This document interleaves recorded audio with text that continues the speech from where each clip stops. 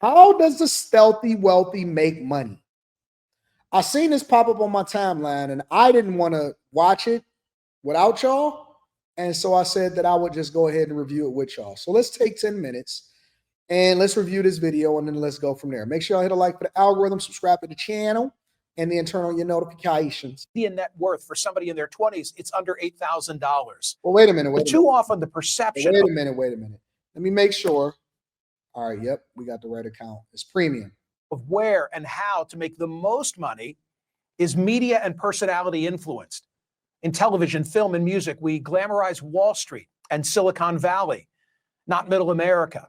But business ownership in any town USA is increasingly the foundation for our very highest wage earners.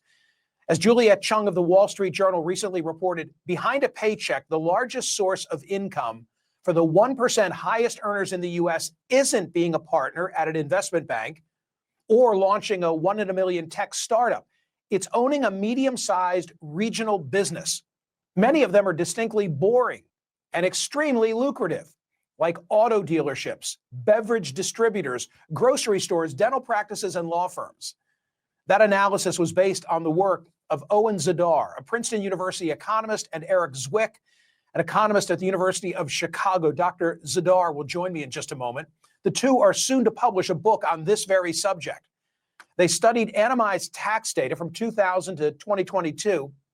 Their focus, S corporations and partnerships. Typical of those were medium-sized businesses with annual sales of 20 million and 100 employees. Their findings built off a previous academic paper for which they were co-authors called Capitalists in the 21st Century.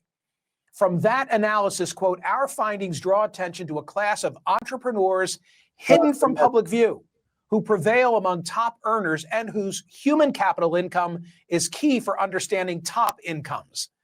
The takeaway from both the prior and more recent analysis is that if we examine everyone in the United States and then focus on the top 10% of earners, for most, their main source of income is wages. But for the very top, those at the 0.1% level, it flips. And most of them are getting more of their income through profits from their businesses. Those businesses are typically not in finance, but rather they actively produce goods or services across diverse industries. Professor Zadar and Zwick, they gained access to data about who owns. So basically what they're telling you is that in order to be a part of the 0.01%, those that are the wealthiest of the wealthiest of the wealthiest, your favorite YouTuber's business person, right? In order to get to that level, you basically have to create something of value that people want. That's what it is. You have to create something to solve a problem in society. That's what it comes back down to. You have to build something. You have to build a house. You have to build a manufacturing facility. You have to serve a purpose. You have to scale up. You have to give people something that they didn't even know what they wanted until you built it for them, until you discovered it for them. That's really what it comes down to.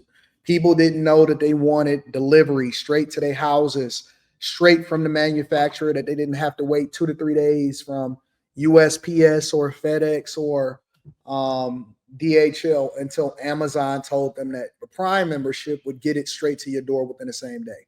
And then they used that in order to scale. And then they built out Amazon Web Services. And then Amazon Web Services provided a service that allowed people to get rid of data centers.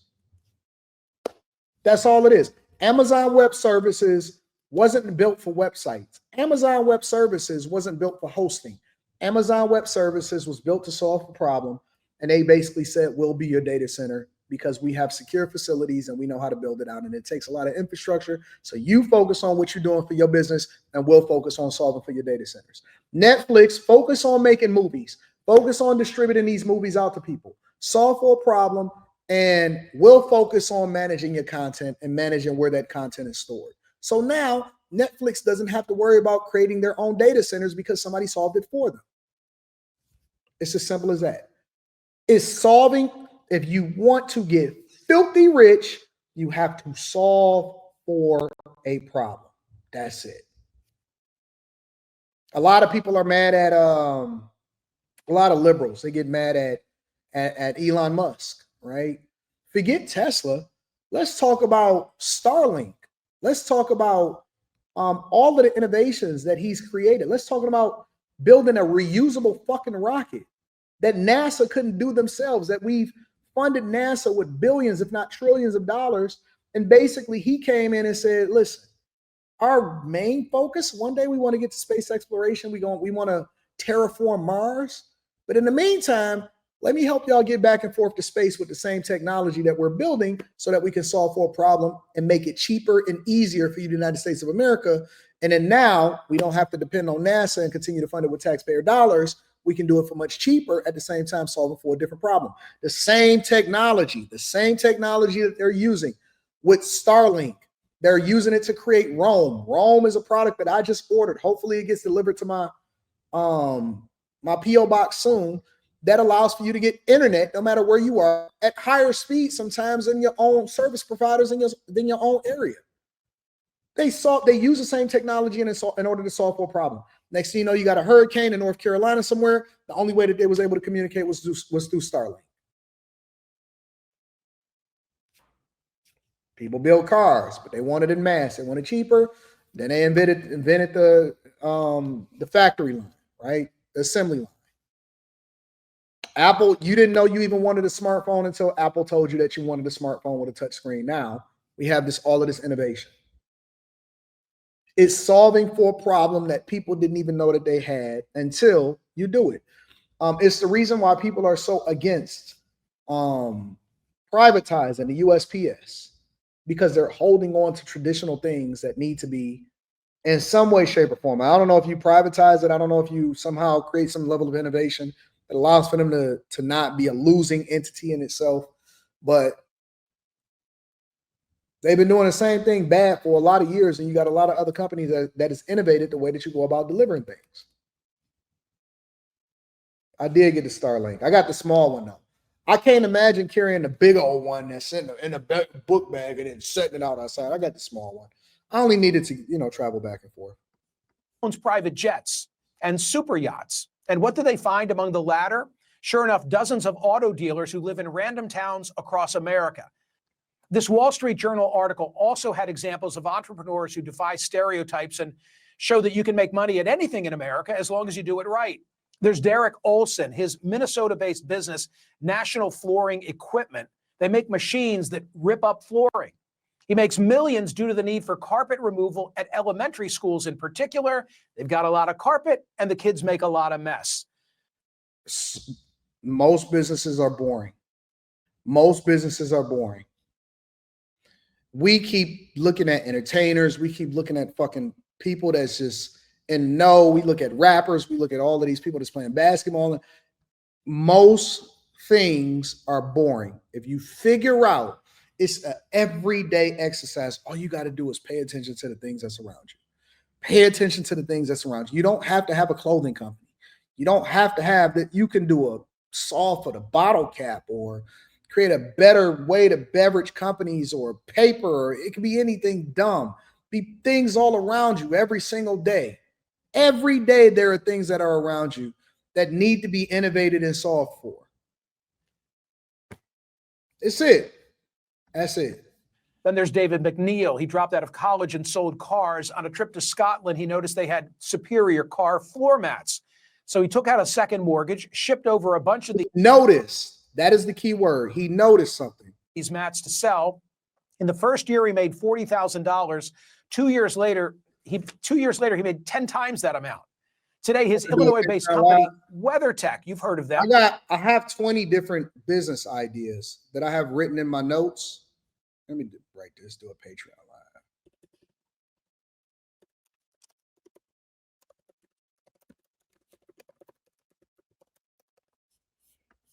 I'll talk about it with y'all on the Patreon on the content session. Maybe not the content session on this Wednesday. I don't know. We'll figure it out. Hundreds of millions in auto accessories.